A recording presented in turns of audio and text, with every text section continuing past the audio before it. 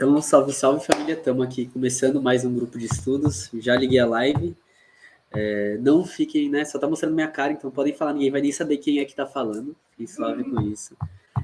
E, bom, seguindo o que a gente fez da última vez, antes da proposta, né, tinha até pensado na questão de ler o texto aqui, mas não vale a pena, eu preferi mais colocar essa questão de conversa, então falem, por favor, galera do chat aí que estiver vendo a live também pode falar, tranquilamente, até colocar aqui isso, e não é isso, é isso.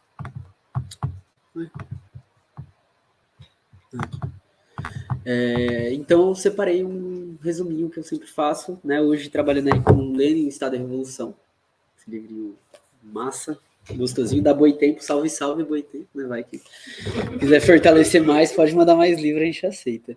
E para a galera que estiver aqui presencial, vai rolar o sorteio de Comunicações em Tempos de Crise, Economia e Política, da Helena Martins. Enfim, é um livro que vai trazer desde a questão do Gramsci, né, do que o Gramsci discute, até a questão do que rolou aqui no Brasil do processo de comunicação. Televisão, rádio e agora internet, falando sobre a construção de monopólios e pá, e aí né, por sorte tive esse, aí eu falei, mano, vamos sortear porque eu acho que é um livro importantaço. Para quem, não sei se vocês já viram aí, o Estado da Revolução tá aqui, eu tô com um textinho aqui, então não irei utilizar ele. Se vocês quiserem folhear, ver tudo, aproveita aí. Bom, primeiramente, por que Lenin, né? Eu acho que é onde começa tudo. Cadê? Aqui. Por que Lenin? Além de Lenin ser um puta militante, um puta intelectual, acho que não tem como passar pelo marxismo sem falar dele. Ele está falando nesse livro desde as experiências passadas, como por exemplo a Revolução Francesa, né, as duas, a de 1848 e de 1871, que dá na Comuna de Paris, até falar sobre a questão da Revolução Russa, que ele estava presenciando, tanto que ele não termina o livro por causa disso, que acho que é umas coisas... Acho que o Alisson, ele foi a primeira pessoa que me falou isso, assim, que eu fiquei, tipo... Ele para de escrever o livro porque ele fala, ó, é mais importante estar aqui, vendo o que está acontecendo, do que estar ali escrevendo sobre o que está acontecendo, porque a gente tem coisa para fazer. A gente tem... Salve, salve, camarada, tudo bem? Muito obrigado. Pode, se quiser pegar uma cadeira, sentar mais perto aí. A gente está só começando ainda. Comecei agora.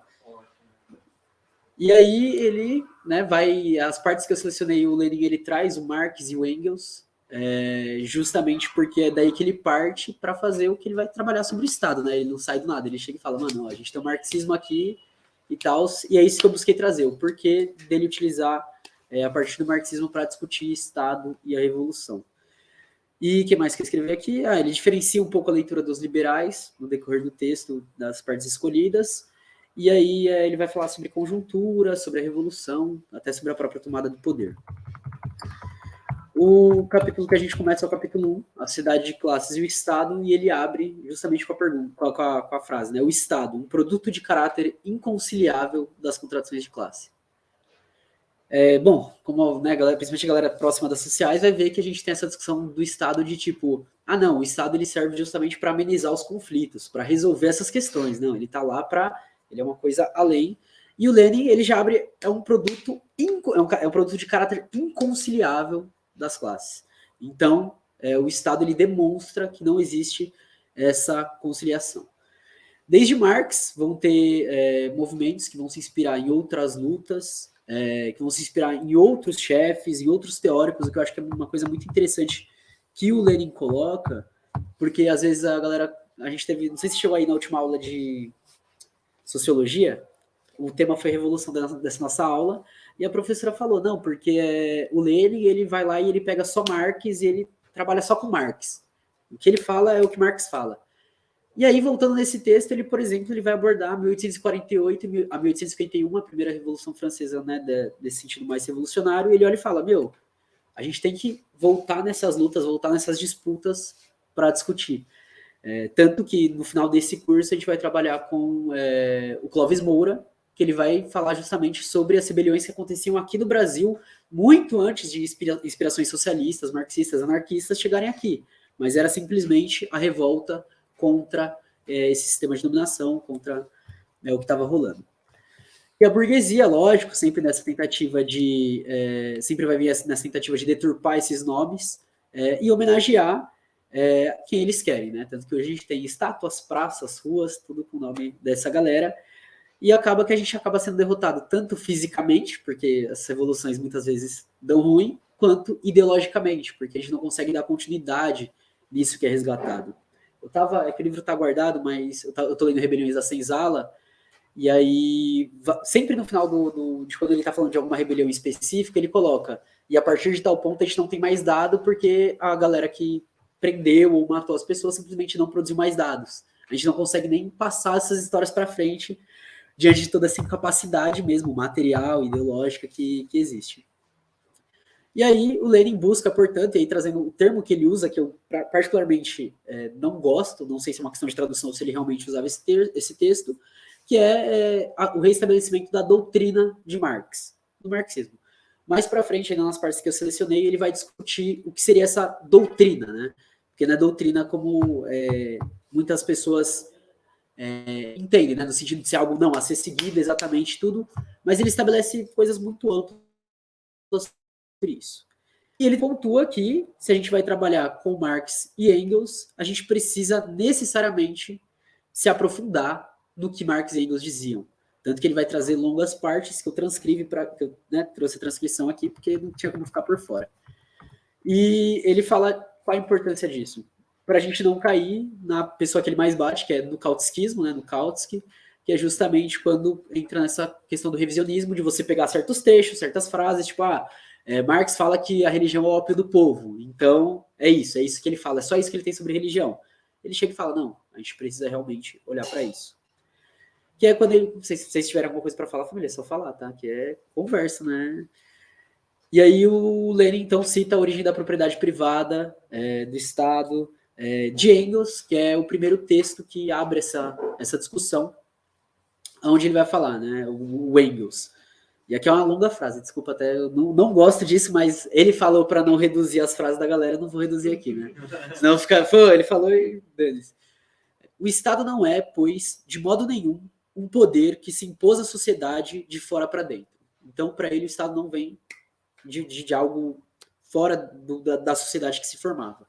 Ele vai dizer que é antes um produto da sociedade quando essa chega a determinado grau de desenvolvimento.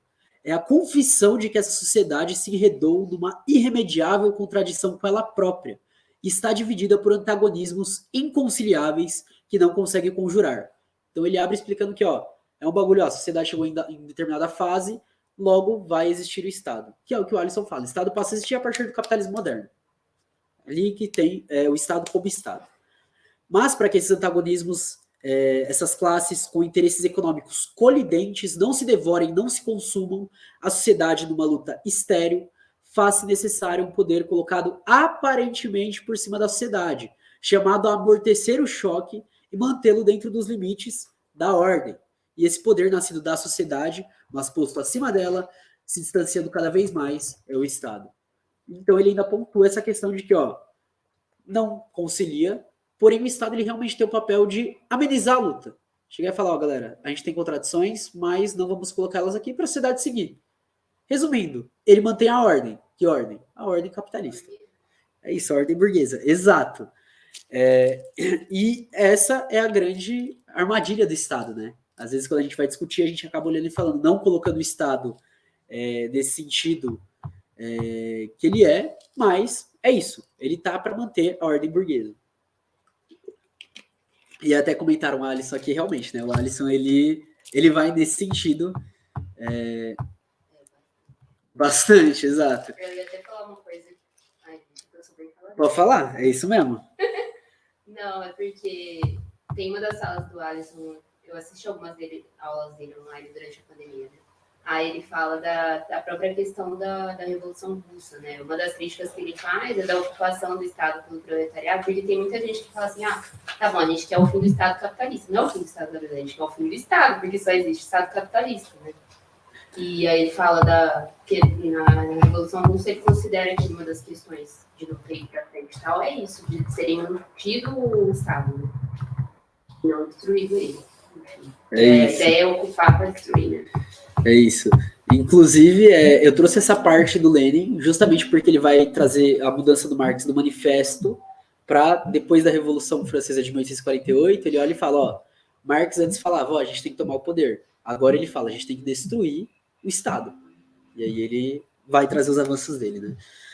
E, de acordo com o próprio Lenin, essa é a principal ideia sobre a questão do papel histórico e significado do Estado. Então, do entendimento, uma questão de conceito, de categoria, de definição, é isso que o Engels traz na origem da propriedade privada, que é o ponto de início de uma leitura marxista. E aí, puxando até o próprio nome do subcapítulo, ele conclui essa frase falando que é produto e a manifestação do caráter inconciliável das contradições de classe. Então, surge das próprias contradições para amenizar elas e manter o poder. E a pequena burguesia, né, e hoje, né, vai englobar a galera da reformista, social-democracia, até certos liberais, vão meio que corrigir o Marx e tentar tratar o Estado como um órgão conciliador. Mas o próprio Marx vai dizer, o Estado é um órgão de dominação de classe, um órgão de opressão de uma classe por outra, é a criação da ordem que legalize e consolida essa opressão, moderando o conflito das classes. Então, não é nada mais, nada menos do que isso, manter o poder. E aí, é claro, o que vai além vai ser a questão de como manter o poder, né? O Alisson, a gente leu ele na última aula, ele fala que o Estado ele não é só domínio, mas ele é coisas além do domínio que vão justificar o domínio, que vão avançar no domínio e tal, como a questão ideológica, militar, política, econômica. E aí, na Revolução Bolchevique, o que acontece é que alguns grupos dessa pequena burguesia vão aderir e vão ter esses grupos que vão seguir essa linha, né, tentando mudar um pouco Marx, mas vai ter os kautskistas, né, ou kautskianos, como ele chama, que de forma mais sutil conseguem deturpar essa questão. Eles não negam a dominação, eles afirmam que tem a dominação, meio que uma leitura meio weberiana da coisa, né, porque o Weber também ele assume que tem dominação, ele fala, não, o Estado é capitalista, e assim sempre será. E é isso. E ele vai falar, essas leituras kautskistas vão dizer então que, e aí o Lenin rebate as leituras kautskistas e vão falar, se o Estado é o produto de caráter inconciliável das contradições de classe, se ele é uma força que está acima da sociedade e cada vez mais se aliena da sociedade, então é evidente que a emancipação da classe oprimida é impossível, não só sem uma revolução violenta, mas também sem o extermínio daquele aparelho do poder do Estado que foi criado pela classe dominante e no qual está encarnada essa alienação. Então ele já pontua isso de começo, ele fala, ó, a gente precisa exterminar o Estado. Ele não fala só tomar, ele fala exterminar. E eu acho que essa questão de significação, ela traz uma mudança, né? Porque, por exemplo, dentro do próprio processo de Revolução Russa, o que acontece? Tem os soviets, tinha a proposta de Assembleia Nacional, essas discussões que justamente vão levando os grupos de forma autônoma a discutir aquilo lá, que é uma coisa que nega do marxismo, mas existe. A Krupskaya, ela fala de quando começa a acontecer o problema com as mulheres camponesas, que aí elas começam a organizar espaços de debate, lá onde tinham os debates e tal, e que o Lenin era uma das pessoas que estava sempre presente nesses debates para ver o rumo que as coisas estavam tomando, porque era isso que ele queria. Ele estava ali na ideia de que a galera começasse realmente a fazer o bagulho. E aí, essa primeira parte, que é uma introdução do que ele vai tratar, meio que começa assim. Até que ele entra eu pulei a parte 1.2, que ele vai falar um pouco sobre os militares e tal, mas assim, eu não achei tão... Acho que é isso, né? Cadê o livro? Eu não lembro se é exatamente isso, 1.2. Cadê? Só para eu não estar falando abobrinha, né? Às vezes eu tô... 1.2. É isso, destacamentos especiais de pessoas armadas, prisões, etc., onde ele fala um pouco sobre esse órgão repressor, mas ele vai falar de uma forma melhor aqui, eu preferi não colocar. E ele vai falar, né? Ele abre falando sobre o Estado, o instrumento de exploração da classe oprimida. Então ele passa aí sobre, beleza, a gente entende primeiro o que é Estado, de uma forma bem resumida, mas entende. Vai colocar a questão do órgão de repressão, que é um papel importante, e depois vai falar sobre ele como instrumento de exploração. E aí ele abre falando, a gente tem certos funcionários públicos que estão aí, que possuem certos privilégios, que é o que a gente vê hoje, né? O nosso atual presidente faz o que quer e dane-se. As instituições, elas estão fazendo o papel delas, de deixar ele fazer o que quiser, mas isso é dentro de qualquer cargo, né? Governadores de São Paulo fizeram o que fizeram. O Rui, lá na Bahia, tá fazendo o que quer e fica por isso. E aí, ele se pergunta, né? Ele faz essa pergunta, o que faz com que eles estejam nessa posição de realmente fazerem o que querem, terem os privilégios dele, enquanto a gente está aqui ralando e se ferrando. E aí ele traz o próprio Engels falando depois da Comuna de Paris, em 1871. Se eu não me engano, aqui é numa atualização do livro, tipo uma segunda edição. Quase certeza. Cadê? Deixa eu pegar aqui só para... Eu esqueci de referenciar, desculpa, gente, perdão. Eu gosto sempre de trazer o bagulho 34. Cadê? Engels. Aqui, Comuna de Paris. Não, é na própria origem da propriedade privada, só que é numa edição que ele coloca posteriormente, onde o próprio Engels afirma, né? Como o Estado nasceu da necessidade de conter o antagonismo de classes e como, ao mesmo tempo, nasceu em meio ao conflito delas, por regra geral, o Estado da classe mais poderosa, da classe economicamente dominante. Classe que, por intermédio dele, se converte também em classe politicamente dominante e adquire novos meios para a repressão e exploração da classe oprimida. E aqui alguns elementos muito interessantes, né? Porque o Alisson do Estado e Forma Política, por exemplo, ele vai chegar e vai falar, o Estado ele nasce junto com o capitalismo moderno. Ao mesmo tempo que parte da formação do capitalismo forma o Estado, parte dessa formação do Estado também forma o capitalismo moderno. Lembrando, Maquiavel já falava dessa concentração de poderes dentro de um Estado, alguns 2 séculos antes, 3 séculos antes. Então já existia essa questão dessa formação do Estado. Só que com o capitalismo ele adquire uma forma específica. E a partir daí que a gente começa a chamar de Estado na leitura, pelo menos do Alisson, de algumas pessoas. Mas, ok, o Engels não considerava só isso, mas ele também pontua os limites. E é a partir do Estado que não é só uma classe que tem mais dinheiro, mas é uma classe que também tem domínio político. E essa é uma questão que a gente vai entrar, quando a gente entrar, por exemplo, em debates mais atuais, que a galera sempre fala, os capitalistas eles tentam separar o debate econômico do debate político. Agora é teto de gastos. Não, teto de gastos é uma medida puramente econômica para melhorar, para que a gente consiga passar dessa situação, porque é crise e tal, e não sei o quê. Tá, mas quais são os interesses políticos do teto de gastos? O que politicamente ocasiona no nível social, cultural e tal? Isso daí fica fora do debate, porque para eles é só o debate econômico. Só que, é claro, tem toda essa galera por trás aí que... Alguém quer falar, família? Eu estava pensando aqui, uma coisa que eu ouvi falar, não sei se é verdade, se eu não souber, por favor, me corrija. Pelo que estava conversando com um colega da economia esses dias, o capital é uma obra de economia política, né? É uma coisa que tipo, você não consegue falar de uma sem falar da outra, né? Daí vem o tecnocrata burguês falar que não, economia é uma coisa, política é outra. Que porra que é essa? Exatamente. E o Alisson ele vai trazendo, as obras mais importantes de Marx são as obras de economia política. E aí vai ter contribuição à crítica da economia política. Eu não vou lembrar os outros. Tem os Grandice, que ele também escreve sobre economia, e depois os 3 Capital, né? Mas aí a própria Rosa Luxemburgo, quando ela vai escrever depois, que ela vai trabalhar Capital, ela escreve para a economia política. Ela se forma em economia, tudo. Então, tipo assim, são áreas que estão realmente ali interligadas.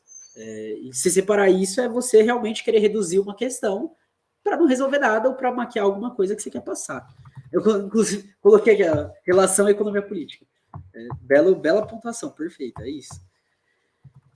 Então, o moderno Estado representativo é o instrumento de que serve o capital para explorar o trabalho assalariado. É isso. O Estado, ele casa com o capitalismo e tem a dominação perfeita, né? Foi uma coisa que a gente até falou em umas lives, assim, live que eu faço em casa mesmo. A gente estava lendo Racismo Estrutural, Racismo e Economia, do Silva Almeida, a partir de Racismo e Economia, que aí ele explica as formas de dominação dessa questão racial a partir da economia. É aquele momento que você fala, mano, é tudo tão tipo, não no sentido bom, mas é tudo tão perfeito, no sentido de se dá tão bem, e consegue dominar a gente tão bem, que mano, é surreal. E aí, o próprio Engels lembra que por causa da luta de classes, é possível que essa situação seja diferente. E por que ele fala que essa situação... Salve, salve, família. Suave? Vem. Enfim, a gente tá aqui no meio, tá? No meio do começo ainda. E é a partir da luta de classes que o Engels vai pontuar, vai falar, ó, galera, na verdade, pode haver uma mudança nessa questão da dominação do Estado. Se vocês quiserem pegar a cadeira, sentar aqui mais perto, família, fica à vontade. Pode, só... Eu acho que essa cadeira aqui ainda pega na câmera. Não quero aparecer, não. Eu tô fugindo. E aí o Engels vai falar por que isso? Ele fala, porque a partir do momento que a gente tem a luta de classes, e mesmo que não haja ainda a revolução, a gente consegue mediar algumas coisas. E a gente tem exemplos atuais, né? Por exemplo, a luta na Bolívia para a nova Constituição. Não rompe com o Estado capitalista, mas, ok, é um certo avanço. Questão da luta na Bolívia. Enfim, a gente tem vários exemplos assim do que o Engels está colocando ainda nesse tempo. E eu acho que é um ponto interessante para a gente pensar até a própria agenda de manifestações que a gente tem para frente aqui, das lutas que a gente tem, que a esquerda quer se pautar, por exemplo, numa questão de, precisamos defender as eleições. Mas, para um equilíbrio da luta de classes, isso é suficiente? Porque é o que o Engels está apontando. Ele está falando, a gente pode equilibrar a situação, a luta de classes ajuda a equilibrar. Mas, o que é esse equilíbrio? Como que a gente consegue ele? Como que a gente mede as forças? Inclusive, vocês, galera que chegou agora, se vocês quiserem falar, tudo pode falar, tá? Fica à vontade, aqui é conversa mesmo. Só te escutar. E aí vai ser a partir disso que o Lenin vai observar questões além, né? Então ele vai falar sobre a questão da corrupção dos funcionários, vai falar sobre a questão da aliança que acontece entre o governo e a Bolsa, e ele cita exemplos do que acontecia nos Estados Unidos e na França, para pontuar isso. E vai pontuar a questão da República Democrática, que fica confortável, né? O capital tendo se apoderado desse melhor invólucro, né, que é a República Democrática Burguesa, fundamenta seu poder de modo tão sólido, tão seguro, que nenhuma substituição na República Democrática Burguesa, nem de pessoas, nem de instituições, tampouco de partidos, abala esse poder. E aí, novamente, a gente pode dar exemplos aqui, né? Galera, não, coloca o Lula para não sei o que e tal. Melhorar a situação? Talvez melhore, mas apenas isso. Não muda nada na condição capitalista. O que acontece na Bolívia, no próprio Chile, onde teve troca de presidentes que a esquerda radical fortemente impulsionou essas pessoas, porque realmente vinham com o discurso de, galera, a gente não vai ceder ao capital internacional, a gente não vai fazer nada disso, e agora tá cedendo completamente. E é isso que ele pontua, dentro da República Democrática Burguesa. Pode ser qualquer pessoa, pode ser qualquer instituição, pode ser qualquer partido, a situação vai continuar a mesma, vai continuar o poder do capital. E aí, na época, né, os chamados democratas pequeno-burgueses, ou os mencheviques, social-chauvinistas e os oportunistas vão defender a questão do sufrágio universal que conseguiria apresentar a vontade dos trabalhadores. Então, para a época, o que eles pontuavam, essa galera, né, que vai se posicionar na centro-esquerda, é de que, se todo mundo puder votar, a gente consegue resolver a situação. Hoje a gente vê que nada assim, né? Nada assim. E para o Lenin, essa ideia é uma ideia que se afasta de Marx e Engels. E é uma ideia que o próprio Kautsky passa a defender. Então ele está olhando e está falando, galera, a Segunda Internacional está afundando, porque não é... Eles querem falar que são marxistas e tal, mas eles estão se distanciando disso. E aí ele traz outra situação de Engels, né? Como vocês podem ver, ele fala, tem que citar o Marx e Engels, ele cita pra caralho. Portanto, o Estado não tem existido eternamente. Houve sociedades que se organizaram sem ele. Então, primeiro ponto, o Estado não é eterno, não existe para sempre, que não tiveram a menor noção do Estado nem de seu poder. E quando chegaram em certa fase de desenvolvimento econômico, que estava necessariamente ligada à divisão da sociedade em classes, essa divisão tornou o Estado uma necessidade. Então, a sociedade capitalista precisava da existência do Estado. E estamos agora nos aproximando com rapidez de uma fase de desenvolvimento da produção em que a existência dessas classes não apenas deixou de ser uma necessidade, mas até se converteu em um obstáculo à produção em si. Então ele olha e fala, galera, para a gente continuar no desenvolvimento, tudo bem que aqui talvez seja uma questão produtiva, não tenho certeza desse debate no Engels, né, não lembro agora, mas ele fala, o capitalismo já era. e as classes vão desaparecer, e de maneira tão inevitável como no passado surgiram. Com o desaparecimento das classes, desaparecerá, inevitavelmente, o Estado. A sociedade, reorganizando de uma forma nova a produção, na base de uma associação livre de produtores iguais, mandará toda a máquina do Estado para o lugar que lhe corresponder. O Museu de Antiguidades, ao lado da Roca de Fiar e do Machado de Bronze. Então, Engels, em Origem da Propriedade Privada, da Família e do Estado, ele já pontuava, ó, galera, o Estado ele vai deixar de existir com o fim das classes. Diferente, inclusive, do que hoje certos marxistas falam, né? Eles falam, não, marxismo italiano, o Estado vai permanecer, enfim, umas coisas assim. Posso fazer uma pergunta? Com certeza. Você estava falando antes da Bolívia, né? E como que eles lidaram com essa questão do Estado. E eu gosto muito de pensar os processos revolucionários latino-americanos, né? A gente tem 2 processos que estão extremamente evoluídos, assim. Que estão extremamente, sei lá, que já tem muito tempo de desenvolvimento, pelo menos, né? Porque evoluído pode abrir margem para muita interpretação. Você já tem desenvolvimento há muito tempo. Você poderia traçar alguma comparação, assim, como que, por exemplo, a Bolívia e a Venezuela lidaram com essas questões de Estado, e se, o que isso tem a ver com o que a gente está estudando, como que a gente pode encaixar essa questão da Venezuela e da Bolívia em relação a esse controle do Estado, essa dissolução do Estado? Vai ser mais com base no que eu li e já deixar de indicação, né? Na autonomia literária, não é fazendo propaganda, mas é porque realmente aqui, tem o livro América na Encruzilhada, onde são vários autores, inclusive tem um autor que é o Jaime Osório, que a gente vai trabalhar aqui posteriormente, que eles começam primeiro, né, são duas partes do primeiro capítulo definindo um pouco o Estado, e depois outros capítulos são autores específicos desses países falando sobre os processos que aconteceram à esquerda. Então vai ter desde Revolução Democrática Equatoriana, Revolução Democrática, não lembro como que é o nome da Revolução no Equador, vai ter a questão das reformas agrárias no Peru e tal. Na Venezuela, né, pelo que é trazido pelo autor que fala sobre a Venezuela, primeiramente é o Hugo Chávez que consegue, né? Então eu vou falar de Hugo Chávez, do Maduro eu não sei tanto, mas do Hugo Chávez eu sei. Mas uma coisa que ele faz é manter as associações, movimentos, coletivos e até o que é chamado assim, comunas, independentes e autônomos. Ele chega e fala, ó, galera, a gente tá aqui e tal, não sei o que mais, vocês têm a liberdade, por exemplo, de definir o que vai ser o rumo do bairro, e esses grupos eles vão entrar em conflito com o Estado. Porque são grupos de pessoas mais novas que vão surgindo, que vão observando os limites, que vão olhando e vão falando, beleza, isso daí servia para quando aconteceu a Revolução, mas e hoje? E esse conflito pro Hugo Chávez era trazido como algo bom, porque você traz inovação, é isso. A revolução e o movimento ele vai acontecendo conforme vai rolando as coisas não ficam paradas no tempo. Só vou falar o nome da obra que perguntaram aqui, América Latina na Encruzilhada, da Autonomia Literária, inclusive tem cupom de desconto, família. Inclusive tem cupom de desconto. E aí vai trabalhar um pouco com essa questão do que acontece na Venezuela, de justamente o que vai dar o caráter para o Estado, e aí a gente pode, né, não vou entrar na discussão, mas pode ser uma discussão que sai daqui, né, se é socialismo, se não é, se é já uma ditadura do proletariado, se não é e tal, não sei o que, mas o que importa mesmo existindo o Estado e sendo o Estado da galera da esquerda radical, o entendimento é de que você precisa ter esses grupos autônomos que vão levando para frente para além do que está posto. Na Bolívia, eu vou recomendar ler o Lineira.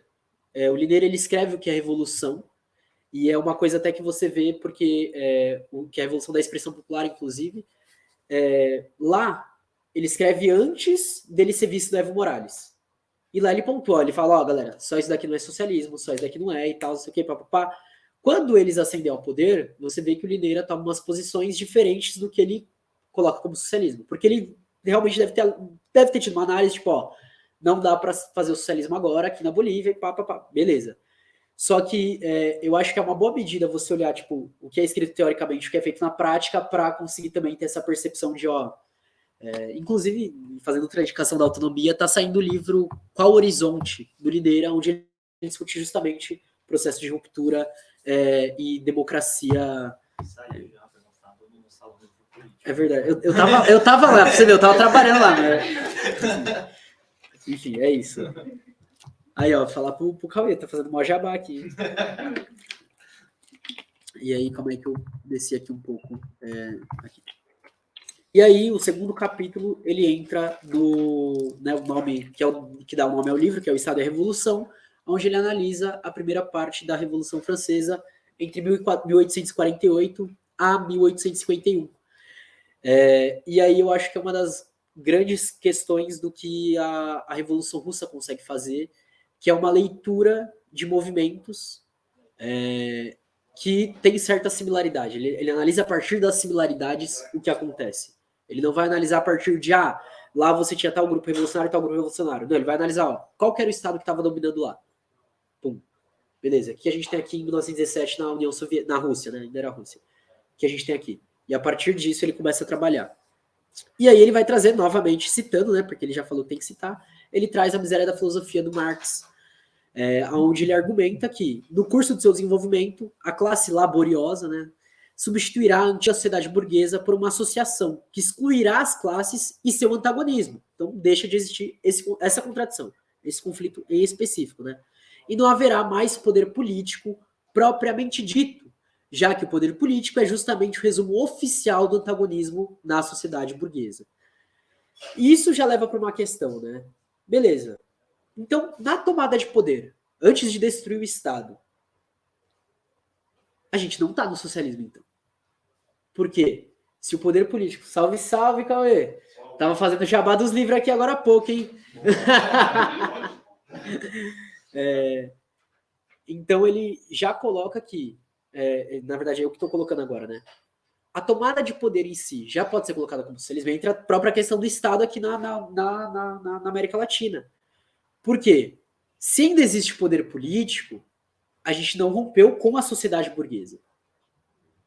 Então, qual é o momento de ruptura? Isso é uma pergunta sem que nem o próprio Lenin não responde, afinal a União Soviética depois deixa de ser União Soviética, mas eu acho que é uma pergunta muito válida para a gente pensar, tipo, a gente tem um Brasil aí para frente para mudar. E aí? O que vai acontecer nesse momento de tomada de poder? Quais são os grupos que estão numa disputa que não é uma disputa só de, só de projeto político, mas é uma disputa de realmente de não querer outro grupo político ali. E aí, enfim. Ainda tem uma questão de...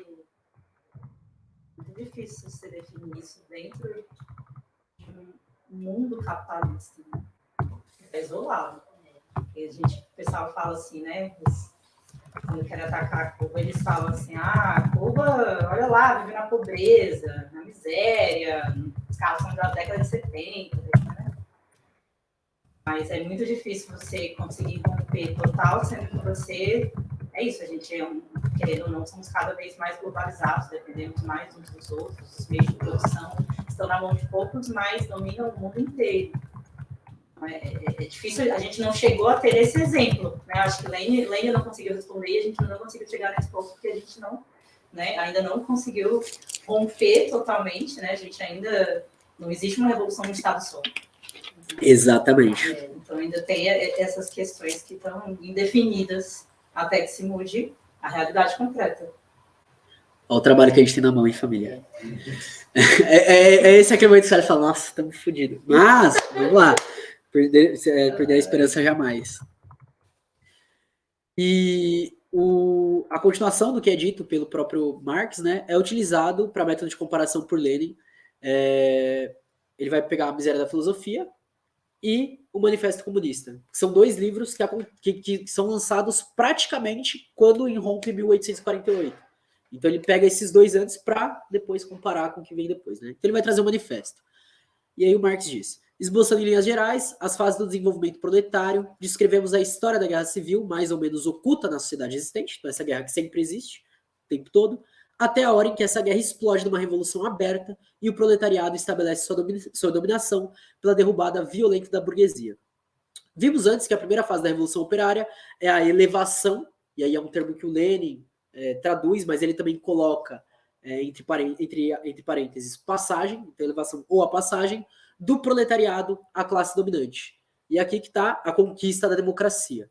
O proletariado usará sua supremacia política para arrancar pouco a pouco todo o capital da burguesia, para centralizar todos os instrumentos de produção nas mãos do Estado, isto é, do proletariado organizado como classe dominante, e para aumentar o mais rapidamente possível todas as forças produtivas. Bom, aqui tem alguns elementos, né? Mas um elemento que não sei porquê, mas me pegou bastante, que é o momento que o Lenin fala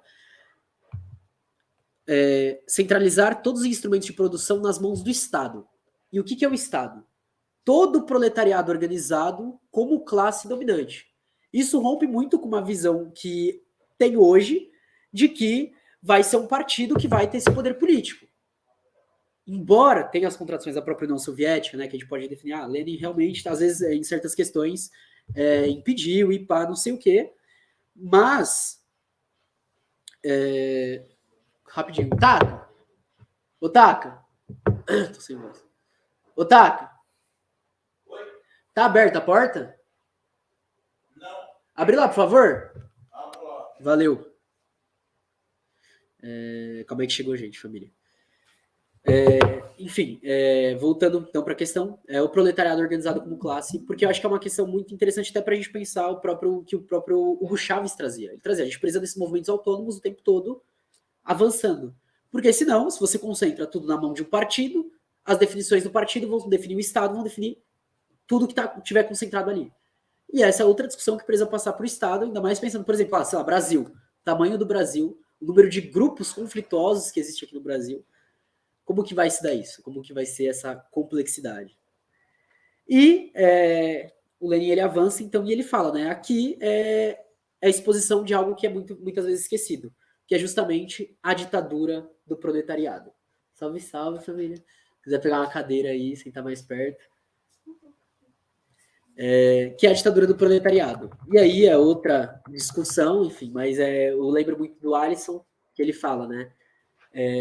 O que é decisivo é a ditadura do proletariado. E essa discussão sobre a ditadura do proletariado é muitas vezes deixada de lado. É muitas vezes simplesmente esquecida, né?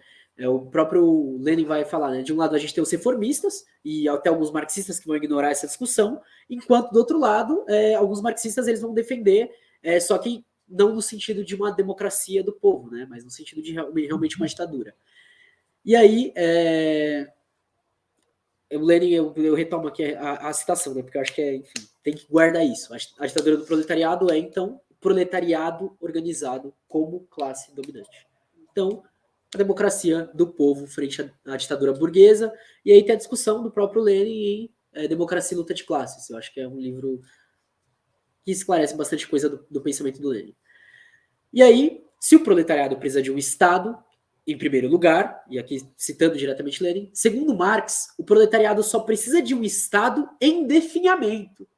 Ou seja, constituído de modo que comece imediatamente a definhar e não possa deixar de definhar. E aqui é outro ponto. Porque ele não serve pra gente no sentido de construção da sociedade. Ele serve pra gente no sentido de, a gente precisa acabar com a classe dominante e nós não acabamos ainda, não extinguimos as classes. Beleza? Só que, se ele não tiver um processo constante de definhamento, de acordo com o próprio Marx e de acordo com o que Lenin traz, não é uma ditadura do proletariado. E, né, em segundo lugar, os trabalhadores necessitam de um Estado, e aí, entre aspas, isto é, o proletariado organizado como classe dominante. Ele cita isso daí de novo. Se ele cita isso daí de novo, também vou citar várias vezes aqui. E aí ele também questiona, né? Se o Estado ainda representa opressão, repressão e violência, com o proletariado no poder, quem vai ser reprimido? E aí vão ser os burgueses, latifundiários, donos do poder, capitalistas, a classe dos espoliadores. Enquanto a classe dominante precisa do poder para garantir os lucros, dos interesses egoístas de uma minoria insignificante contra a imensa maioria do povo, a gente precisa disso para acabar com a exploração, para a luta da emancipação, né? Sendo o interesse da imensa maioria do povo contra a minoria insignificante dos escravistas contemporâneos, ou seja, os latifundiários e capitalistas. Então, ele pontua isso, e acho que a democracia e luta de classes dele é realmente onde ele elucida essa questão, que ele fala sobre tudo lá. Ele fala, democracia é isso, ditadura é isso, papapá, tintim por tintim. Alguém quer falar alguma coisa, família? Fique à vontade. Não? E aí, ele vai trazer novamente os reformistas, pequenos burgueses e os democratas, especificamente os que se dizem socialistas, que, na verdade, eles não querem essa ditadura do proletariado. E ele fala, né? Dentro desses acordos da conciliação, o que a gente tem é uma submissão frente à minoria que concentra o capital. E aí eu acho que é outro ponto crucial para o que a gente está passando, de justamente a gente não quer se submeter a isso. A gente não quer ficar para as migalhas. Isso daí não serve para a gente. E aí ele pontua, né, que só os grupos oprimidos que podem ser os agentes da revolução. Ele pontua principalmente o proletariado, mas aí eu fico com Gramsci de utilizar, por exemplo, o termo grupos subalternos. Todos os grupos subalternos são os agentes da revolução. E aí ele vai dizer ainda para frente, né? A doutrina da luta de classes, aplicada por Marx à questão do Estado e da revolução socialista, conduz necessariamente ao reconhecimento do domínio político do proletariado, de sua ditadura, ou seja, de um poder não partilhado com ninguém e que se apoia diretamente na força armada das massas. Então, não partilhado com ninguém é justamente porque ele pensa numa questão mais, não vou nem dizer homogênea, mas no sentido de estar todo mundo ciente de que, ok, aquilo ali é deles, e quem vai defender essa situação é o próprio proletariado armado. O marxismo, então, vai fazer parte da educação do proletariado e, a partir disso, vai se formar a vanguarda. Né? A vanguarda não são pessoas que simplesmente nascem, mas são pessoas que estão no movimento e vão se educar a partir do marxismo, que vão possuir um papel, e aí, enfim, eu não gosto muito de como ele elucida, mas tudo bem, de conduzir todo o povo ao socialismo. Mas ele também pontua que faz parte da vanguarda a questão da educação das massas. Então ela não está lá simplesmente para falar, ó, siga a gente, tal, não sei o quê, mas para elucidar essas massas. Afinal, todo mundo vai estar no domínio do Estado, não apenas... Parecia que estava vindo daqui, eu ia falar, uai, o que está acontecendo? E aí, entrando na Revolução, de 48 a 51, ele traz o 18 de Brumário, de Luiz Bonaparte, que eu acho que é um dos livros mais fantásticos que tem do Marx. É um livro gostoso de ler, é um livro bom. E, infelizmente, é um livro que permanece certa questão atual, né? Ele cita, então, essa primeira Revolução Francesa, que vai ter o fim em 1851, que é quando acontece o golpe de Estado do Luiz Bonaparte, e que a Revolução ela consegue destruir o parlamento e isolar o poder executivo. E a partir disso que o Luiz Bonaparte consegue desempenhar o que ele faz. E aí ele vai dizer, esse poder executivo, com sua monstruosa organização, né, a partir do golpe, burocrática e militar, com sua máquina multifacetada e artificiosa, esse exército de funcionários de 500 mil de pessoas, somado a um exército regular de mais 500 mil, essa terrível corporação de parasitas que envolve o organismo da sociedade francesa como uma membrana entope todos os seus portos, surgiu no tempo da monarquia absoluta, na época da decadência do sistema feudal, para cuja aceleração contribuiu. Então ele vai citar essa questão do domínio político, tendo como formação no final do absolutismo, no final do feudalismo. Que é quando Maquiavel chega e fala, ó, tá tendo alguma concentração de alguma coisa aqui. Tem alguma coisa se formando, tem alguma coisa juntando, a Itália precisava se juntar primeiro e tal, não sei o quê. E é isso, essa formação dos estados. E aí, então, ele abre o 18 de Brumário citando o caráter histórico e a centralização do poder, que vai formar o Estado dentro do capitalismo moderno. Marx ainda vai falar, né? A República Parlamentar, por fim, na sua luta contra a Revolução, viu-se obrigada a reforçar os meios e a centralização do poder do governo para implementar as medidas repressivas. Todas as revoluções aperfeiçoaram a máquina em vez de quebrá-la. Os partidos que lutaram alternadamente pelo poder consideraram a tomada de posse desse monstruoso edifício estatal como a parte do leão dos despojos do vencedor. Que é o que acontece, né? A Revolução Francesa, jacobinos, girondinos e tal, os massacres, muita guerra, e a burguesia, ela se usa dos campesinos e da massa trabalhadora para depois massacrar elas e conseguir o seu poder. E a partir disso a gente tem um novo modelo de Estado já dentro do sistema capitalista. Mas toda vez que acontece isso, ele se reforça. Né? Depois da Revolução Americana, por exemplo, a Constituição praticamente não mudou. A gente estava estudando Constituição. Então ali você fala, é uma máquina que realmente consegue se aperfeiçoar todas as vezes que a gente erra. E isso é um bagulho também para se pensar de, tipo, o Florestan Fernandes, ele fala do Congresso do PT em 1991, em 1689, na verdade, né, que acontece, ele fala, ó, a gente está perdendo várias chances de fazer a revolução. E todas as vezes que a gente perde, a gente fica mais longe de conseguir fazer. Justamente porque é isso. O que está acontecendo agora, a situação que a gente está agora, realmente. É uma situação que muita gente vai olhar e falar, é como se fosse a ditadura novamente. Meu avô, ele fala, o que a gente está passando agora é pior do que a ditadura. Você fala, cara, realmente, a que ponto a gente chegou 30, 40 anos depois do fim, né? E é aqui que a teoria marxiana dá um passo além de só tomada de poder, mas define a questão da destruição do Estado, que é um elemento que vai começar a ser esquecido pela Segunda Internacional e por Kautsky. A partir do manifesto, a gente tem que é impossível derrubar a burguesia sem a conquista do poder político. Mas a gente também tem que esse Estado proletário começará a definhar logo após a sua vitória, porque numa sociedade sem contradições de classe, o Estado é desnecessário e impossível. Só que, olha o termo, definhar. Depois da Revolução de 1848, o próprio Marx muda para destruir. Então, esse poder centralizado, próprio da sociedade burguesa, surgiu na época da queda do absolutismo. Mas o que traz a diferença desse Estado? Porque também é outra questão quando a gente pensa, beleza, a gente está pensando na ditadura do proletariado, ainda vai ter um Estado, a gente não acaba com o Estado, mas o que marca o Estado capitalista?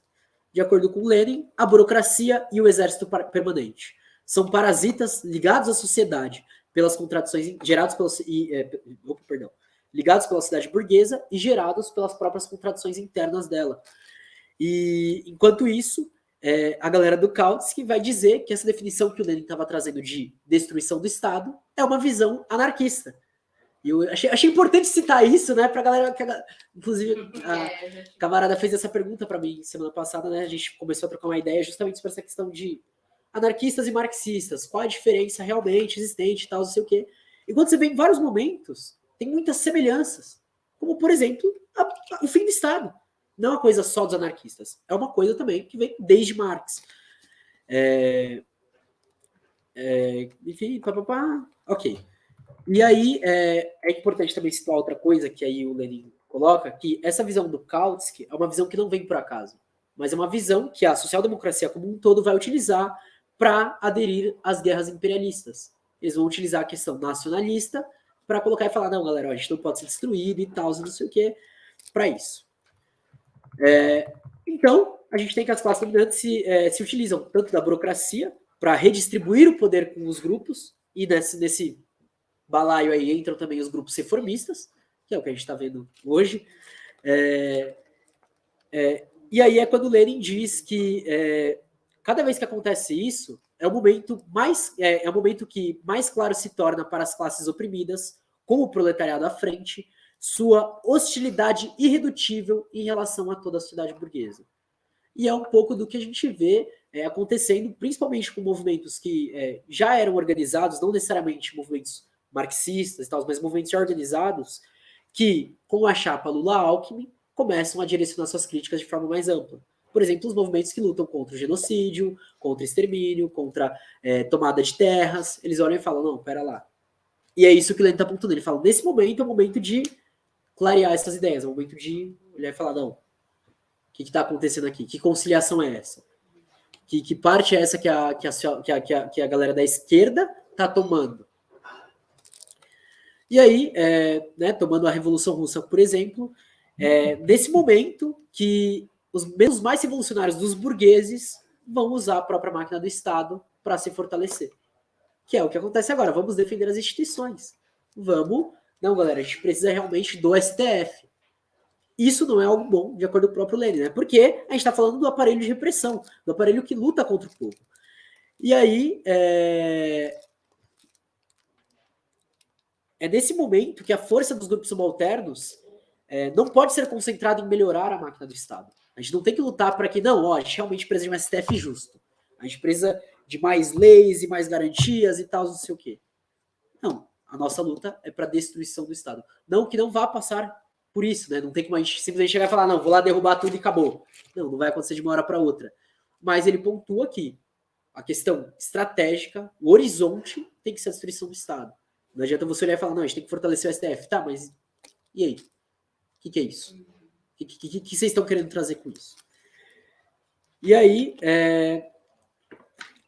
enfim, eu acho que é muito interessante pensar isso, porque dentro da esquerda tem alguns grupos que estão se posicionando de forma diferente, né? Tem a galera que vai olhar e vai falar, não, a gente tem que realmente ter o STF. Tem a galera que vai olhar e vai falar, galera, ó, como o Bolsonaro tá atacando o STF, a gente tem que defender o STF taticamente, porque aí a gente vai ter como pautar a nossa crítica a partir da nossa vitória em cima do Bolsonaro. E tem a galera que vai olhar e vai falar, não, a gente não tem nem que defender o STF. E, enfim, é uma discussão aí que pode ser aberta desde Lenin. Então imagina o quanto de carga aí que a gente tem discussão sobre isso, das mais variadas formas, dos mais variados grupos. Eu ia trazer só uma coisa do Alisson, falando dessa questão. Porque, de certa forma, e acho que você também já tratou em algumas lives suas, né? A respeito do Bolsonaro, como ele vai para um extremo, o Alisson ele sempre traz que é a questão do fascismo, né? Assim, aí a esquerda que é radical, não adianta ela centralizar, ela tem que ir para o outro polo para conseguir combater isso, tipo, porque se ela vai para o centro, na verdade, é aí que deslancha, né? Assim, tipo, essa é a visão do Alisson, assim, que já vi, assim, eu tenho um acordo, assim, inclusive porque a gente viu que foi o fascismo, né, antes, né? E como que ele foi derrotado, né? Não foi centralizando. Né? Não foi defendendo o que está posto. Acho que é por aí, assim. É isso, de acordo. Eu acho que é uma discussão assim, Mas e é o que está fazendo assim, grande parte dos conflitos, e não no mau sentido, mas até no bom sentido que está acontecendo dentro da esquerda hoje é isso, né? A galera tá rachando partido, tá formando movimento, tá um momento onde a galera tá em transição, assim, porque, enfim, é uma confusão muito louca. Acho que foi a única coisa que a gente ganhou nos últimos anos. Eu faço a avaliação que a gente não ganhou nada, né? A gente só perdeu. A gente só teve derrota. Ah, tem uma vitóriazinha. Gente, não conta. A gente só teve derrota. Acho que a única vitória que a gente teve foi de que, acho que os últimos 4 anos, muita gente se radicalizou. Né? E a gente teve a formação de novos coletivos, novos partidos, novas formas de organização. Eu acho que parece que antes disso a gente estava só vivendo o que tinha. E agora a gente está repensando. Tanto é que a maior parte dos livros também que estavam apagados, sumidos, né, que não tinha Fanon, aquele lá que tu comprou foi o primeiro Condenados da Terra que eu vi. Né? Eu também. Eu estava atrás lá. Eu xerox do Condenados da Terra, porque estava 480 o livro usado. Eu não tenho 480.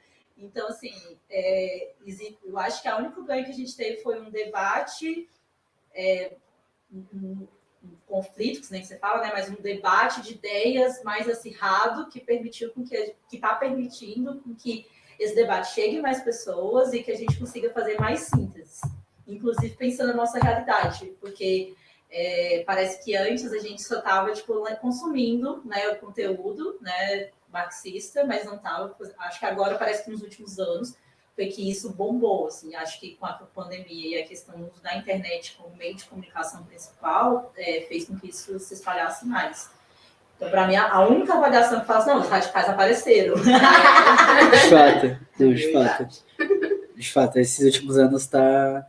Inclusive a editora que lançou, ela é uma editora de um grupo autônomo que eles estão, tipo, bem... muitas editoras. Então, tá saindo só um monte. Essa semana eu segui 4 editoras por causa de um livro que eu nunca tinha visto a edição impressa e a edição imprimida. Tem muita editora independente, né, pequena. Tem uma lá na minha cidade, lá no Parnaíba, no Piauí, que é a TSA. É a TSA que tá? TSA Editora. A editora até 100 anos. Aí, ó. E Parnaíba, que é um lugar minúsculo. Eu fiquei muito feliz. Eu falei, gente, olha, traduziu pelo e eles estão fazendo traduções de textos que não estava traduzido em lugar nenhum. Então. Meu, a TSA o lançamento dos Panteras Negras e dos Zapatistas sobre a questão médica. Eu peguei esse vídeo. Deve estar lá em casa. Sobre a discussão médica como autodefesa. Como autodefesa. E entra o partido dos Panteras mais os Zapatistas. Tipo, desses que foram traduzidos. Exato. Tipo assim. Que o Vinícius fala isso. Enquanto isso, tem algumas editoras, né, que estão só refazendo o livro que já tem outras editoras e tal. Nada contra, mas nada contra. Nada contra. E aí, em 1852, deu para constatar que a Revolução ela se aproximou dessa tarefa de quebrar a máquina do Estado. Isso é uma leitura do próprio Marx e que o Lenin concorda, né? Mas não tinha o material para a questão de pelo que substituir o Estado. Em 1871, na Comuna de Paris, a galera precisava dessa resposta. Só que essa resposta também tem pouco tempo para não se mostrar concreta, porque depois vem os imperialistas se unem para massacrar, né? Mas é já nesse tempo de 1850 que nesse tempo das revoluções que o Estado começava a se fortalecer. O Lenin vai dizer que, em particular, o imperialismo, época do capital bancário, época dos gigantescos monopólios capitalistas, época da transformação do capitalismo monopolista para o capitalismo monopolista de Estado, mostra o reforço extraordinário da máquina do Estado. Então, são quase 200 anos que a máquina do Estado vai se aperfeiçoando sem parar. E a gente tem, né, ele ainda vai continuar, né, o crescimento inaudito do aparelho burocrático militar em ligação com o reforço da repressão contra o proletariado, tanto em países monárquicos quanto nos países republicanos mais livres. E a gente vai ter aí, eles vão acabar, né, de uma forma bem nada a ver mais com a escravidão, porém, o monopólio militar vai se expandir por todo o planeta. A Rosa Luxemburgo, em 1899, ela escreve um anexo do Reforma e Revolução que se chama Militares e a Milícia, e ela já aponta, ó, galera, o complexo militar ele está se ligando à economia e aqui a gente tem um problema. Angela Davis vai escrever Estarão as prisões obsoletas, ela vai falar tanto do complexo prisional industrial quanto do complexo militar industrial. Isso era uma coisa que já era apontada por uma longa tradição. Antes, inclusive dos marxistas, o Kropotkin já anunciava isso, já falava, ó, tem alguma coisa aqui rolando. Então, você vê que de anos em anos houve uma atualização. A Angela Davis ela apontou bem, ela falou, ó, a gente falava 20 anos atrás sobre a questão do complexo industrial militar, hoje a gente já tem o prisional. Aí a gente vai para 2010 a 2020, aqui no Brasil, o número de encarceramento em massa sobe. Então você vê, porra, realmente eles... Enfim, é mais outro problema para a gente... E aí o Franz Mehring, né, que era camarada do Partido da Rosa, em 1917, ele vai publicar uma correspondência do Marx de 1852, então o ano já que aconteceu o golpe na França, em que ele afirma que não descobriu a luta de classes. Isso, né, contradizendo aí com a galera liberal que fala, não, porque o Marx ele que cria a luta de classes. Ele fala, não, diversos historiadores burgueses já haviam descrito o desenvolvimento histórico dessa luta entre as classes e vários economistas burgueses já haviam indicado a anatomia econômica desse conflito. E aí Marx vai trazer de novo. O que o Marx vai trazer de novo, né? Primeiro, ele demonstra que a existência das classes está ligada somente a determinadas fases do desenvolvimento de produção. Tanto que Clóvis Moura, Jacob Gorender, quando vão olhar para a escravidão aqui, por mais que já trabalhem com classes, eles falam, é outro modo de produção. E é um modo de produção que já permite isso, que é o modo de produção escravista colonial. Segunda coisa, que a luta de classes conduz necessariamente à ditadura do proletariado. E aí, enfim...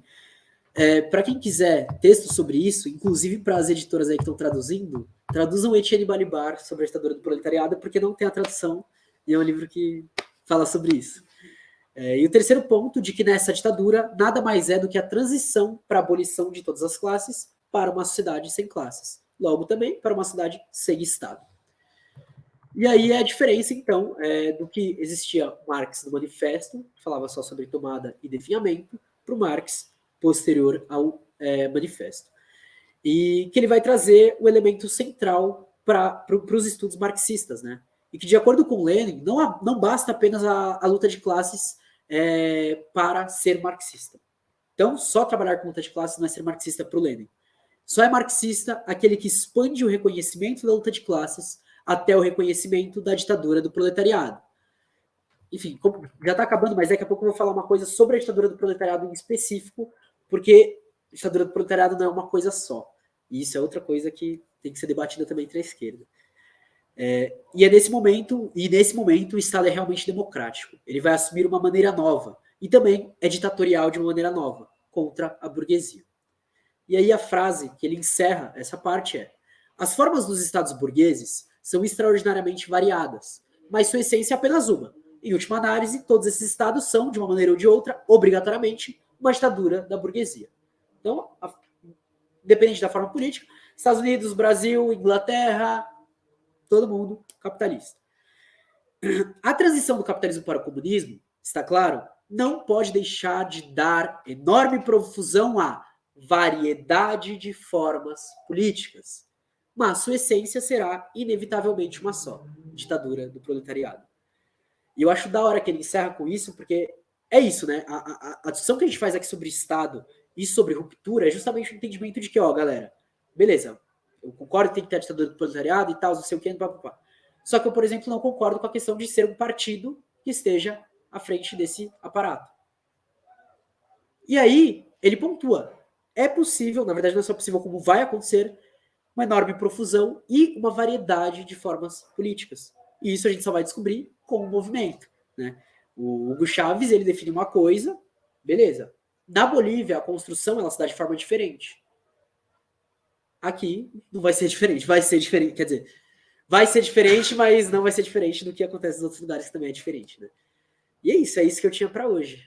Comentários que vocês querem falar, galera que tá aqui ao vivo, se quiser falar alguma coisa. Nada? Só isso mesmo, então? Não, na verdade tem umas coisas. Pode falar. Não, na verdade são dúvidas, assim. Mas é que me falta muito estudo ainda, tá? Por isso que eu acho que, ouvindo assim, né? Eu não li o livro porque, enfim, vim despreparada. Mas eu tinha uma outra visão até sobre essa concepção do Estado pro Lenin, e muito por conta da minha vivência no partido. E do bolchevismo, assim. Por isso que até eu queria ouvir falar mais, não sei se você consegue esclarecer assim. Porque a impressão que dá do bolchevismo, para mim, assim, de dentro do partido, da vivência que eu tive, é dessa vanguarda que não necessariamente está junto com a massa, assim, sabe? É tipo quase que, sei lá, não vou falar meia dúzia, mas é um grupinho que vai tomar a frente do negócio, assim, e a massa vai seguir. Não sei, dá um pouco essa impressão, assim, sabe? Mas me falta estudo, isso que eu tô falando, gente. Você tá falando Quer falar? besteira. Quer falar? Vamos falar? Eu acho que esse é um grande problema, né? Acho que a gente pensar que, não sei de onde você, se eu entendi, né, de onde você militou, mas é porque tem uma parte da esquerda que acha que, isso eu acho que é o maior problema de todas as organizações do momento, assim, todos os partidos, organizações políticas, cada um, a gente está passando, né, a Sabrina fala muito disso, Sabrina Fernandes, questão da fragmentação da esquerda. Então, é muito difícil, porque cada grupo se pensa como uma vanguarda. Né? E aí falta uma construção política dialética, né, inclusive entre essas organizações que não dialogam. Mano Brown, adoro citar Mano Brown. Mano Brown falou lá em 2018, eu acho que eu vou citar, eu cito de Mano Brown, desde quando ele falou isso em 2018, vou citar até esse final. Mas o Mano Brown chegou e falou, vocês precisam voltar para a base, porque a esquerda não... Isso é um fato, assim. Eu sou de Brasília, na verdade, cheguei hoje e vim cair de paraquedas logo aqui para fazer Sabrina E aí... acho que cada uma se pensa como vanguarda, mas a gente tem a maior parte das organizações políticas, elas não têm um diálogo real com a base, não tem. Eu sei porque eu estou dando uma formação lá em Brasília para as mulheres do MTST. Né? Eu comecei a dar uma formação para elas lá, e aí eu levei fotos de 17 mulheres negras, históricas, Carolina Maria de Jesus, Angela Davis, Bell Hooks, né? A maioria que a gente acho que a maior parte de todo mundo já ouviu falar. Elas não conheciam nenhuma, só a Marielle. Pelo menos a Marielle, né? Pelo menos a Marielle, mas assim. E aí tinha uma frase que elas tinham visto no muro. E aí elas perguntaram para mim, né, antes de eu ir, quando elas me convidaram, elas falaram assim, era uma frase da Rosa Luxemburgo. Elas falaram, mas quem é Rosa Luxemburgo? E aí foi a hora que eu falei, cara, nosso diálogo, e aí o Marcos falou um negócio sobre isso, né? Acho que teve um momento aí. Não é só vamos, povo, né? E aí vai todo mundo chegar e vai junto.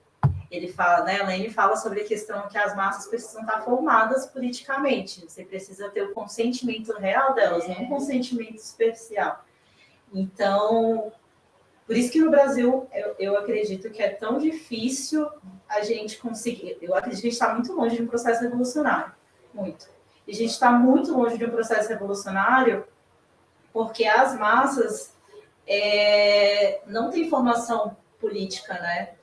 Suficiente, vamos assim dizer, né? Não tem, de fato, elas não se entendem enquanto sujeitas. Elas ainda são tratadas como mero objeto pela esquerda de modo geral. Entendeu? Então, assim, eu falo de modo geral porque eu tô à esquerda mesmo, incluindo a esquerda radical, que eu acredito que o ponto positivo é que a esquerda radical está tentando. Sabe? Ela, pelo menos, pelo menos tenta. Eu também sei mais dizer assim, não estou nem tentando. A esquerda radical está tentando. Eu sei que eu sou a prova viva de que a esquerda, nós somos a prova Estamos tentando, de que a esquerda radical está tentando. Agora, que a gente está muito longe, a gente tem uma massa, né, um povo que não se entende como sujeito político, não tem formação política, então como é que a gente vai esperar que eles, sei lá, peguem armas? Sim. Porque a violência que ele fala aí, a resposta é armada. Não é uma resposta pacífica, que nem... Aí tem esse outro problema, porque a gente tem uma esquerda que defende ser pacífico, sim, né? Então, assim, que não tem como. Então, na verdade, é isso. Eu falei aqui coisas porque são muitas facetas, assim. São muitas facetas. E a questão de pegarem armas, por exemplo, ela realmente antes tem que ter a questão da consciência política mesmo, né? Porque se você vai pegar a arma e você vai lá tocar revolta com a sua arma, tá? Senão a gente tem vamos dizer assim, um início de um processo revolucionário. Na verdade, acho que a gente acaba tendo muitos processos assim de rebelião, que não é a mesma coisa, né? Que é rebelião, que é o momento que a massa está, sei lá, cansada, estafada do que está acontecendo, e ela... Só que aí, se você não tem a forma de manter isso depois, ela a gente nunca consegue canalizar. Né? Você fica só nisso. Aí você não consegue, você fica rebelião atrás de rebelião, mas você não consegue fazer transformação real. E aí tem a computação pela direita. Ainda tem vira isso. Vira isso. Assim. Por isso que, assim, eu acredito que o papel de cada agente revolucionário é começar a fazer um trabalho de formação, um trabalho de base real. E que esse trabalho de base real, ele precisa...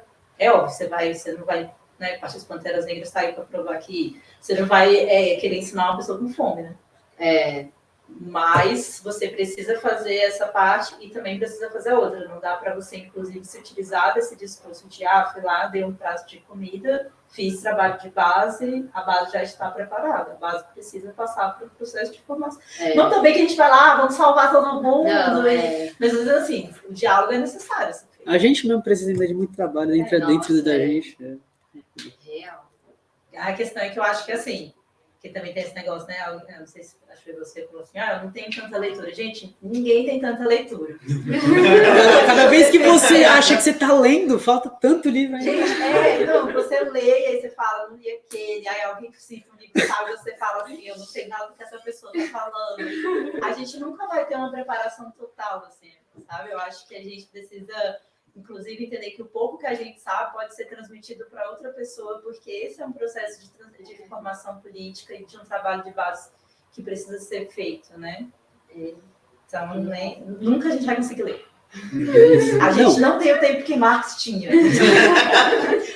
Não sei, eu estava conversando com meu irmão, e aí ele estava falando assim, eu falando com meu irmão, porque o Marx, eu falei, hoje a gente só pode ser uma coisa. Se você é advogado, você só pode ser advogado, você não pode ser médico. Aí eu falo, antigamente podia ser advogado, médico, filósofo, matemático. Aí o meu irmão falou, mas existia um tempo para isso. Até chegar um livro na casa do Marx, um mês. Mas eu fico me perguntando, como o Marx dava conta? Não sei. Foda. Sem computador. Sem computador, É que, sei lá, às vezes ele tava escrevendo um, aí chegava um. Aí beleza, ele ia esse um. Aí até chegar outro, era carta, né? Eles conversavam por carta ainda. Tipo assim, era um negócio demorado. Hoje, cada editora tá lançando um livro toda semana. Aí você fala, Aí fica assim, você consegue ler o livro mais afinco, inclusive. Exato, nossa, Você sim. entendia já aquela centralidade, ali, você já conseguia dialogar com o outro. Agora, você lê um livro, você tem que ler 3 vezes para você entender o livro. É muito excesso.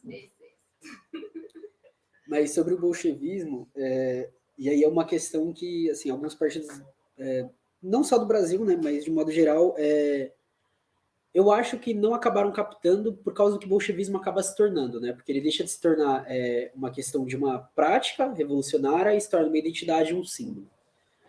Porque, por exemplo, a Rosa, na Alemanha, ela vai falar bem dos bolcheviques, embora tenha as críticas dela, mas ela vai falar, ó, realmente, dentro do que a gente tinha, vocês foram um grupo que chegou mais longe. Show. Pra cá, bolchevismo não. Não que não tenha um diálogo ou que não tenha coisas similares, mas no sentido de como era o partido bolchevique. Isso vai de uma análise, eu acho que do que o próprio Lenin fala, por exemplo, de, ó, podem ter mais de uma forma política. Se pode ter mais de uma forma política, a própria construção vai se dar diferente. O Gramsci, ele vai citar bolchevismo, ele vai falar, não, ó, nós também vamos, nós somos bolchevistas e tal, não sei o que, papá. Só que, como eles se organizavam na Itália, era de forma diferente. E você fala, não, então peraí, não é bem isso. Só que para cá, e até uma coisa que as redes sociais fazem, dá uma dinâmica de que todo mundo é comunista, todo mundo é esquerda, todo mundo é revolucionário. Todo mundo, nossa, não, eu abro o Twitter, tem lá gente da esquerda, eu abro lá símbolo comunista para todo lado e para não sei o quê. Já estamos prontos para a revolução. Só que aí, quando você tá no dia a dia, você vê e fala, não, calma lá, não é assim. Só que, principalmente dentro dessas redes sociais, a gente tem uma galera que, né, o ciclo, é realmente aquele círculo, né? É diferente de uma galera que tem que estar todo dia aí nas mais variadas contradições, dentro do trem, busão, para onde vai, dentro do trabalho e tal, dentro da própria faculdade, passa por outras coisas e outras discussões. E assim, beleza, bolchevismo teve sua importância para não sei o quê. Só que agora não existe mais. Agora são outros processos revolucionários que estão tomando frente. Inclusive, os últimos processos revolucionários de ruptura foram os zapatistas, lá no Kurdistão, né, de Rojava e tal. Os caras falam, não, então calma lá. O que a gente está fazendo aqui que a gente não está entrando no ponto de dialogar com esses grupos? São os grupos que fizeram recentemente. Rojava fez 10 anos semana passada. 10 anos. Aconteceu esse século, assim. E aí os caras falam, meu, a gente está muito distante disso.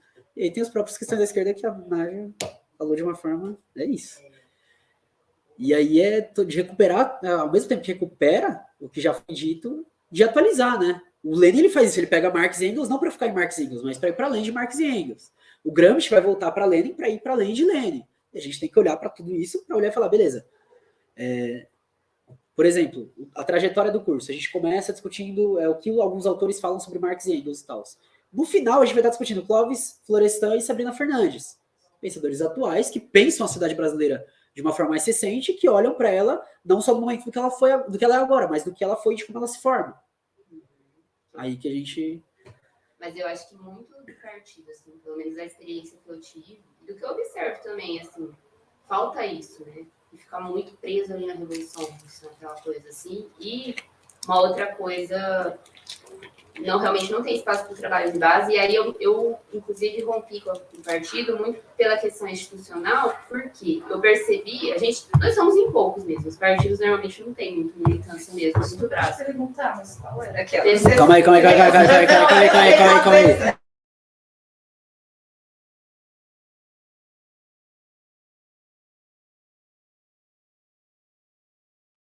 A gente troca ideia pelo Instagram. Aí, então, eu era pessoa. Mas assim, corrente específica, né? Eu também rompi, mas tudo bem. É isso. Mas aí falando da questão do tempo que se perde com a institucionalidade, no sentido assim, se volta muito para a eleição, a gente já é pouco. Aí você se volta mais para essa institucionalidade, aí o trabalho de base, sabe? Aí ficou meio confuso isso para mim, assim, real. Aí eu resolvi, vou pro trabalho de base e vou romper com o partido, além de outras coisas, claro, né? Você foi de alguma organização? Aquela? Você vai me julgar agora, mas tudo bem. Era do MIS. Mas é porque na minha cidade só tem 3. Não, tá tudo bem, não precisa se justificar. É isso, né, gente? Mas assim, né, eu como uma pessoa que vem ter uma jornada dentro do time, né, uma jornada dentro do pessoal, o mês, na verdade, apesar de todas as contradições, todas as críticas que eu faço ao mês, ele tem um dos melhores trabalhos de base que eu acredito dentro do partido por conta do Emancipa. Então, assim, e tem uma trajetória longa, né? São mais de 20 anos acho que o mês fez 20 anos, se não me engano. Então, tem ainda, só que existe uma luta muito grande pelo poder interno, né, institucional. E aquele negócio de ser um partido pluripartido, né, pluriorganizações, diversas. Eu acho que mas aí tem tudo. Aí, se a gente fosse. Mas aí tem outra questão, né? Não sei quando você entrou, não sei quando você saiu. Mas que agora, nos últimos meses, no último ano para cá, se o pessoal tinha alguma possibilidade de caminhar para uma salvação, ela morreu. Porque eles caminharam para o outro lado, completamente oposto, juntaram com a esquerda. A Sabrina é boazinha em chamar o PT de esquerda moderada, né? Mas aqui agora, enfim, né, caminhou para Alckmin mais um Lula, então acho que agora se perdeu totalmente. Ali eu não sei se dá para você pensar que você teve uma experiência, por exemplo, você não teve uma experiência marxista-leninista? Não. Sabe, tipo, Mas eu conheço pessoas próximas, assim. Tipo, você não teve uma experiência. Não sei, o MEIS tem até uma formação ali, mas também não tem uma formação muito aprofundada. Eu acho a formação do pessoal bem... É raso. A que eu tive. Assim. Não, todo o pessoal, independente da organização que você faz. Gente, eu também, tá? Eu era de uma organização. Eu já cheguei bem perto de várias. Mas não, porque a luta institucional para eles é o ponto mais importante. Essa questão. E aí existe uma questão de que eles entendem o partido, o PSOL, porque como é um partido de tendências, eles entendem o PSOL como aquilo pelo qual disputar. Então, em vez de disputar o povo, eles ficam disputando o partido. E aí não consegue se construir nada para fora. E aí tem a crítica que eu faço, que é porque o PSOL é um partido da classe média. Sim. Não tem para onde fugir. Assim, eu sou de Brasília e eu sei que lá em Brasília... Infelizmente não só ele. Média. São Paulo também é concentrado, Rio de Janeiro também é concentrado na classe média. Então, ele não consegue criar um espaço ali realmente com as áreas, com os lugares mais periféricos, né, das cidades, assim. O lugar que mais o pessoal tem uma entrada, assim, eu considero que ainda era o melhorzinho, era Niterói. Não sei se é que eles têm um trabalho de base, eles conseguem ser enraizados no núcleo de base. Mas fora isso, os núcleos de base não funcionam. Só uma vírgula nessa coisa de vanguarda, né? Que a camarada estava falando que a gente se prende muito na questão da Revolução Russa, né? E eu gosto um pouco de tentar olhar para a China, assim, né? E o Mao, ele fala diversas vezes, a vanguarda é o povo, claro, não um povo qualquer, mas um povo instruído, um povo educado, tudo mais, né? E aí eu estava lendo um livro, esses dias, um livro que a Autonomia pretende lançar, o Red Star Over China, Estrela Vermelha sobre a China. E aí vai o jornalista lá entrevistando o Mao, nesse caminho que ele vai entrevistar o Mao, ele vai passando por diversos lugares da China, e aí ele começa a relatar alguma coisa interessante, tipo, as crianças estão brincando na rua, e aí quando alguém faz uma coisa, tipo, rouba na brincadeira, o coleguinha dele vira para ele e fala, mal nobre, cobrador de imposto corrupto, que eram todas as pautas que a Revolução Chinesa colocava, tipo, para combater essas classes dominantes, né? Então, acho que o movimento revolucionário ele é muito maior do que a gente está imaginando. Assim. Se realmente o povo não está discutindo na feira que é importante a gente instalar o Estado proletário, a ditadura do proletariado, a gente não vai chegar lá.